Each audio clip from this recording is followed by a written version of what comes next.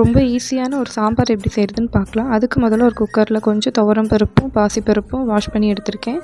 கூட 2-3 வெங்காயம், பூண்டு, தக்காளி, கத்திரிக்காய், உங்கள்கிட்ட எந்த வெஜிடபிள் இருக்கோ அதை ஆட் பண்ணிக்கலாம். உருளைக்கிழங்கு ஆட் பண்ணியிருக்கேன். கேரட், பீன்ஸ் எது வேணாலும் ஆட் பண்ணிக்கலாம். கூட கொஞ்சம் மஞ்சத்தூள், வீட்டில் அரைச்ச சாம்பார் தூள் ஆட் பண்ணியிருக்கேன்.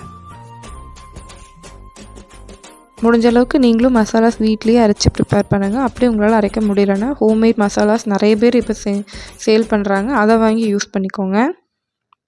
இப்போ கொஞ்சம் தண்ணி ஆட் பண்ணியிருக்கேன். ஆட் பண்ணி ஒரு 2 to 3 விசில் விட்டு எடுத்துக்கலாம். அவ்வளோதான். இது கூட நம்ம தாளித்து கொட்டிக்கலாம். எண்ணெய் ஊற்றி கடுகு போட்டிருக்கேன். மற்றபடி பெருசாக எதுவும் போடலை.